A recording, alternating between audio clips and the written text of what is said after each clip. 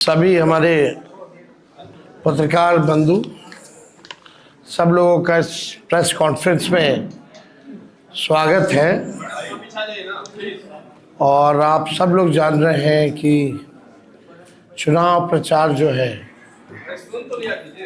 कल समाप्त हो गया और कल यानी 11 नवंबर को मतदान होना है। हमको लगता है कि हमने लगभग 165 रैलियां जो है 171 जो है जन सभाएं चुनाव के दौर में हम लोगों ने किया है, जो हमको लगता है कि सबसे अधिक है। यानी कोई ऐसा जिला नहीं बचा या ब्लॉक नहीं बचा जहां हम नहीं गए। और हर जगह लोगों का जो मूड देखने को मिला वो बदलाव कर रहा, बढ़ चढ़ करके, चाहे कोई जात के भाई हो, कोई वर्ग के हो, कोई धर्म के हो, सब लोगों ने पहले चरण में जो है मतदान किया। और एक ही बात थी कि 20 साल पुरानी जो सरकार है, 20 साल में सबसे ज़्यादा गरीबी, पलायन, बेरोजगारी, ना कारखाना, ना फैक्ट्री, ना उद्योग, ना धंधा, सबसे ज़्यादा पलायन, शिक्षा चिकित्सा चौपट, प्रति व्यक्ति आय में सबसे पीछे बिहार। यानी आप कह सकते हैं कि बिहार के लोगों का ये कहना है कि 20 साल राज करने के बाद भी एनडीए ने बिहार को सबसे अंतिम पायदान पर लेकर के गए, बल्कि 20 साल में डबल इंजन चाहती तो बिहार को नंबर 1 स्टेट बना सकती थी। 11 साल केंद्र में, 20 साल राज्य में। लोग जो है बड़ी संख्या में लोगों ने पलायन किया है बिहार से, 4-5 करोड़, पढ़ाई के लिए, कमाई के लिए, दवाई के लिए लोगों को जो है बाहर जाना पड़ता है। अब बिहार के लोगों को है कि आगे बढ़ना है। अब बिहार के लोगों को सुख सुविधा बिहार में चाहिए।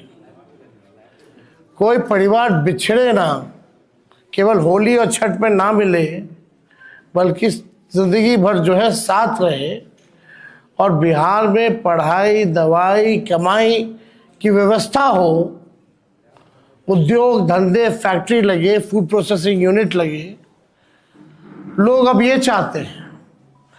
इसलिए मेरा कहना है कि 171 जो हम लोगों ने रैलियां की पूरे बिहार में, एक सुर से एक आवाज़ आ रही थी कि इस बार बदलाव चाहते हैं, परिवर्तन चाहते हैं।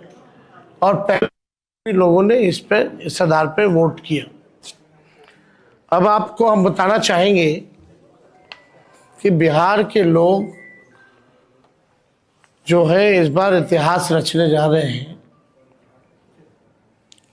और इस बार नौकरी वाली सरकार लाने जा रहे हैं, कलम राज को लाने जा रहे हैं। अब बिहार केवल सुर्खियों में नहीं रहेगा, बल्कि अब बिहार सफलताओं में गिना जाएगा। बिहार जो है सबसे विकसित राज्य जो है वो बनेगा। 20 सालों में केवल सुर्खियों में रहता है, सफलताओं में कहीं आप देख लीजिए, इवन सदन में भी भाजपाओं के नेताओं से, एनडीए के नेताओं से, मुख्यमंत्री जी से, दो बेकार के जो उप मुख्यमंत्री हैं उनसे हमने पूछा कि एक काम बता दो जिसमें बिहार पूरे देश में नंबर 1 हो। किसी के पास जवाब नहीं। सदन की बात बता रहे, कई बार हमने पूछा, किसी के पास कोई जवाब नहीं था। लेकिन अब जो है 14 तारीख के बाद बिहार जो है सफलताओं में गिना जाएगा। सबसे विकसित राज्यों में बिहार जो है गिना जाएगा। जहाँ फूड प्रोसेसिंग यूनिट्स लगेंगे, जहाँ एग्रो बेस्ड इंडस्ट्री लगेगी, जहाँ पढ़ाई, दवाई, कमाई, सिंचाई की अच्छी व्यवस्था होगी, जहाँ आईटी हब होगा, एजुकेशनल सिटीज़ होंगे, सुपर स्पेशलिटीज़ हॉस्पिटल बनेंगे और किसी बिहारी भाई को दूसरे राज्य ना जाना पड़े, ऐसा बिहार जो है हम लोग बनाएंगे। अब चुनाव आयोग से कई हमारी सवाल हैं जो हम पूछना चाहते हैं। हालांकि आप लोगों ने तो सराय रंजन या समस्तीपुर का देखा ही होगा कि पर्चियां जो है किस हिसाब से वीवीपैट का फेंका हुआ था। इसमें कई लोग सस्पेंड भी हुए हैं बाद में, जब हम लोगों ने आवाज़ उठाई तब लोग डरे हुए हैं, सत्ता में बैठे लोग घबराए हुए हैं। कल हमने एक वीडियो भी जारी किया था, आप लोगों ने देखा होगा कि भाई केंद्र मंत्री, गृह मंत्री को कोई काम नहीं है।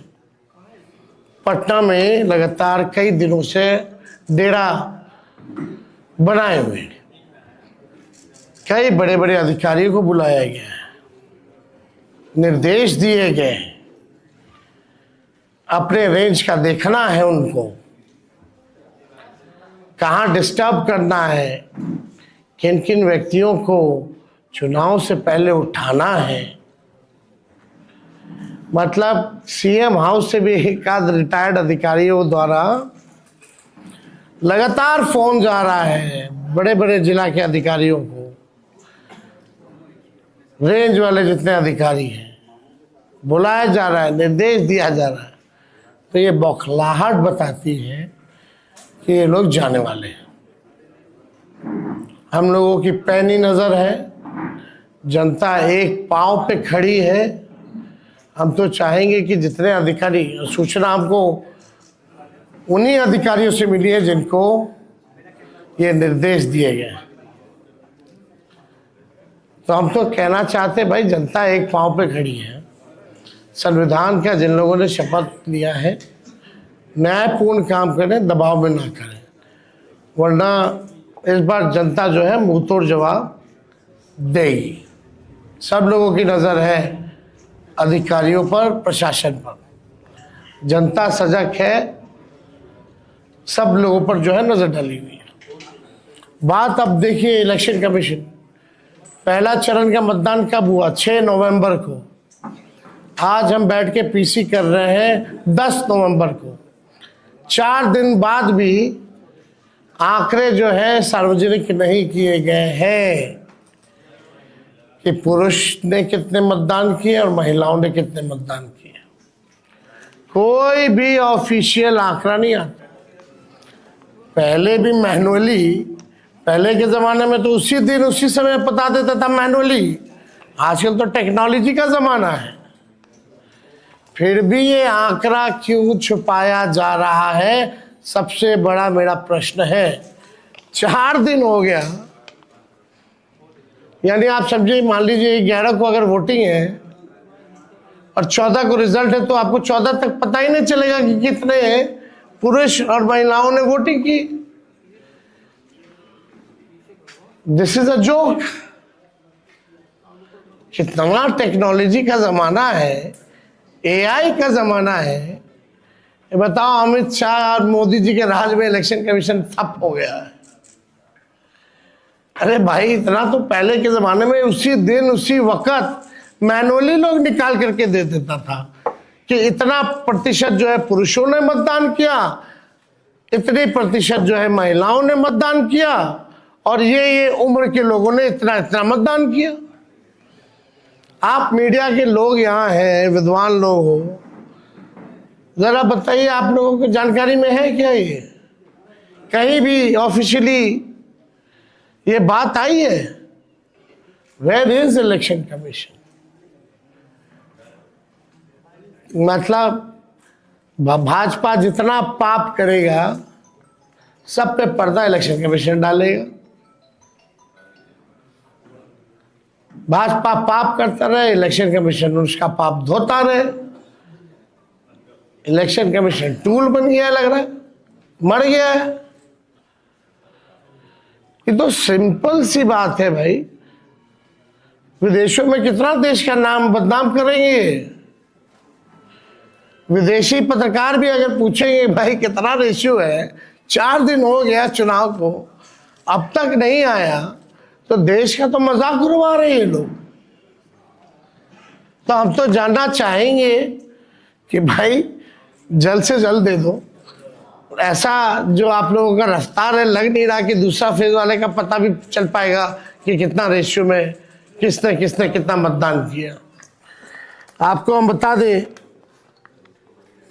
कि सीसीटीवी लगातार जो है कई जगह जो है, जो स्ट्रांग रूम का वो जो है बंद आ रहा है। उसमें हमारे पार्टी के लोग सजग हैं और कहीं भी कुछ आता है तो हम लोग कंप्लेन भी करते हैं, लेकिन ये बार बार लगभग हर जगह जो है स्ट्रांग रूम का जो सीसीटीवी है वो बंद हो जा रहा है। आखिर क्या कारण है? इसमें चुनाव आयोग को जो है सफाई देने की जरूरत है। और आपको हम इंटरेस्टिंग डेटा बताना चाहते हैं जो इलेक्शन कमीशन ने अमित शाह जी के निर्देशों पे शायद किया होगा। एक तो आंकड़ा हम आप लोगों के सामने रखना चाहते हैं। ये आंकड़ा भाजपा या एनडीए शासित इन राज्यों से आए हैं जवान। उत्तर प्रदेश से 40 कंपनियां, गुजरात से 27 कंपनियां, मध्य प्रदेश से 23 कंपनियां, असम से 15 कंपनियां, महाराष्ट्र से 25 कंपनियां, छत्तीसगढ़ से 15 कंपनियां, राजस्थान से 10 कंपनियां, मिजोरम और हरियाणा से 8-8 कंपनियां, नागालैंड से 15 कंपनियां, मेघालय से 7 कंपनियां, गोवा से 6 कंपनियां, त्रिपुरा से 5 कंपनियां और उत्तराखंड से 4 कंपनियां, यानी कुल 208 कंपनियां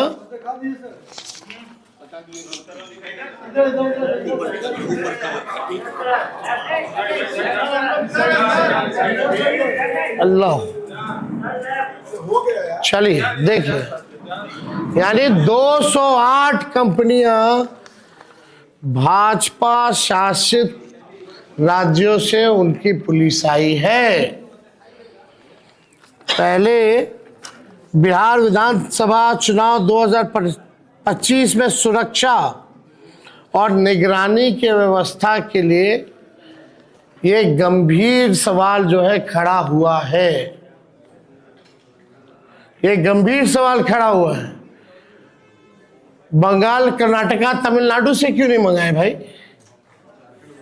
झारखंड बगल में है,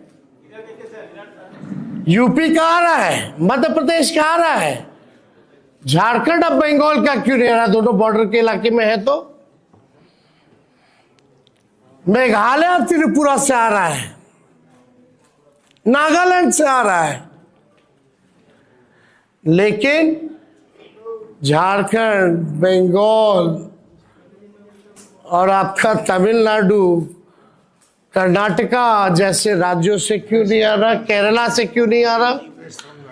वेस्ट बंगाल वही हुआ, क्यों नहीं आ रहा?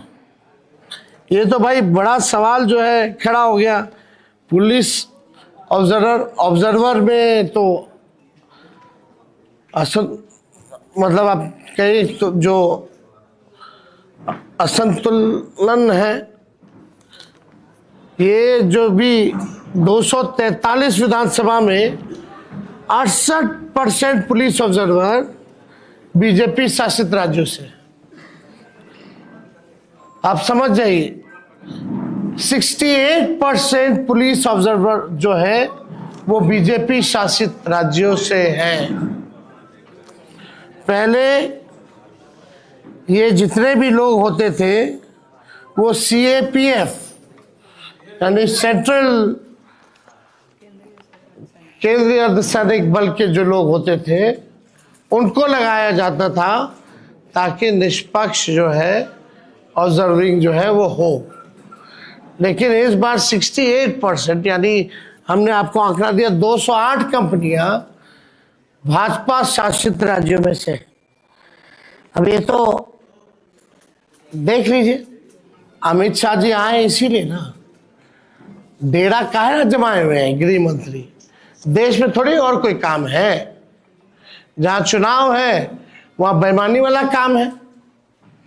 पूरा धन बल छल कपट सब लगा रहे, कोई चीज का कमी नहीं छोड़ रहे। लेकिन फिर भी ये अमित शाह बिहार को उपनिवेश बनाना चाहते हैं, बाहरी लोग कब्जा करना चाहते हैं, बिहारी होने नहीं देगा। इस बार करारा जवाब मिलेगा, जनता से अब मिल रहा है। ये लोग बौखलाहट में इस तरह का काम कर रहे हैं क्योंकि इनको पता है कि ये लोग जो है जाने वाले हैं। अब सवाल देखिए, मोदी शाह जी ने बिहार को जितना बदनाम किया, जो बात बिहार के बारे में बोल रहे हैं, क्या वो गुजरात के बारे में ऐसा बोल सकते हैं? गुजरात में क्या क्या बातें करेंगे, वो फैक्ट्री की बात करेंगे, उद्योग की बात करेंगे, और यहाँ अगर उनकी पूरी भाषा और पूरा वाक्य देखिएगा या शब्दों का चयन देखिएगा तो नेगेटिव, नकारात्मक। मतलब हम लोग भी चाह रहे थे कि भाई प्रधानमंत्री जी आ रहे हैं, इतना सभा किए हैं ऑफिशियली अनऑफिशियली, कम से कम एक रोड मैप, एक विजन तो बता दो प्रधानमंत्री जी कि आप अगला 5 साल बिहार को कैसे आगे बढ़ाइएगा। 11 साल तो बढ़ा नहीं पाए प्रधानमंत्री रहते हुए, 20 साल में बिहार आगे बढ़ा नहीं। अब जो है जुमलेबाजी और तरह तरह के गाने फाने जो है गा रहे, कोई मतलब नहीं है। प्रधानमंत्री आजकल लगता है कि भाई पता नहीं कौन सा वेब सीरीज देख रहे हैं भाई। इतना फुर्सत का समय प्रधानमंत्री के पास, कौन सा वेब सीरीज प्रधानमंत्री देख रहे हैं, समझ में नहीं आ रहा। तेजस्वी यहाँ कलम बांटता है, नौकरी बांटा, आपको नजर नहीं आया प्रधानमंत्री जी? हाँ, प्रधानमंत्री जी ने जितना इनको सम्राट चौधरी, दिलीप जायसवाल, मंगल पांडे का भ्रष्टाचार और फर्जीवाड़ा नहीं दिखा, क्या सवाल प्रधानमंत्री जी इन लोगों से किया? नहीं करेंगे ना। सम्राट चौधरी ने क्या क्या किया है भाई, दिलीप जायसवाल जी का क्या क्या है, मंगल पांडे का क्या क्या है, अशोक चौधरी वगैरह लोग छोड़िए, कितना ऐसा लिस्ट हम लोग गिनाएंगे। कोई सवाल तो नहीं करता इन लोगों से प्रधानमंत्री जी। और आपको तो बिहार के दुर्दांत अपराधियों के साथ मंच साझा किया। क्या प्रधानमंत्री की नजर उल्लास पांडे, मनोरमा देवी, आनंद मोहन, सुनील पांडे, राजवल्लभ, अनंत सिंह साधु महात्मा लगते हैं? ये प्रधानमंत्री को बताना चाहिए, क्या वो साधु महात्मा है? ये लोग मंच साझा कर रहे थे। और तो और छोड़िए, सृजन घोटाले वाले मुख्य आरोपी विपिन शर्मा का विशेष पास बनवा करके उन्होंने एयरपोर्ट पर बुला करके पीठ ठोका है। आप समझ जाओ। वाह रे वाह प्रधानमंत्री जी, कथनी और करनी में कितना अंतर है। थोड़ा सा भी तो लज्जा आना चाहिए कि बोल क्या रहे हैं, कर क्या रहे हैं। थोड़ा सा अपना पुराना भाषण ही बिहार का पढ़ लीजिए। आपको तो बिहार आने में शर्म आना चाहिए था, फिर भी आपने जो है कोई मर्यादा नहीं रखी। सृजन घोटाले वाले विपिन शर्मा को बुला के पीठ ठोक रहे हो भाई, जो मुख्य आरोपी है विशेष पास बनवा करके। आनंद सिंह, हुलास पांडे, राजबल, मनोरमा देवी, आनंद मोहन, सुनील पांडे बड़े अच्छे लोग हैं। ये लोग तो कुछ चलाते नहीं हैं, मिलता नहीं है ना। ये लोग तो भोलेनाथ पे दूध चढ़ाते हैं, है ना। वही है, भाजपा में जाओगे तो पाप धुल जाएगा। गंगा जी में नहाइएगा, गारंटी नहीं है कि भैया पाप धुले कि ना धुले, लेकिन आस्था हम लोगों की है गंगा जी के प्रति। लेकिन ऐसे ऐसे लोगों की आस्था गंगा जी से ज़्यादा मोदी जी और अमित शाह में है। कुछ करेंगे, पाप धुलने की गारंटी जरूर है। यही हो रहा है। अब हम क्या क्या हम बोले, अब तो हमको तो बोलना भी ठीक नहीं लगता। अब बताइए, 30,000 करोड़ रुपया चुनाव में रिश्वत दी गई, 10-10 हज़ार रुपया, टोटल कितना? 30,000 करोड़। चुनाव आयोग मौन, चुनाव के दिन भी खाते में आ रहा है पैसा 10,000। ये रिश्वत नहीं है तो और क्या है भाई? फिर भी जनता इनको करारा जवाब दे रही है। क्या इन लोगों ने नहीं किया इस पूरे चुनाव में? कि सिलेंडर मुफ्त में मिला कि नहीं मिला? और इन लोगों ने रिश्वत जो दी है वो तो कर्जा है।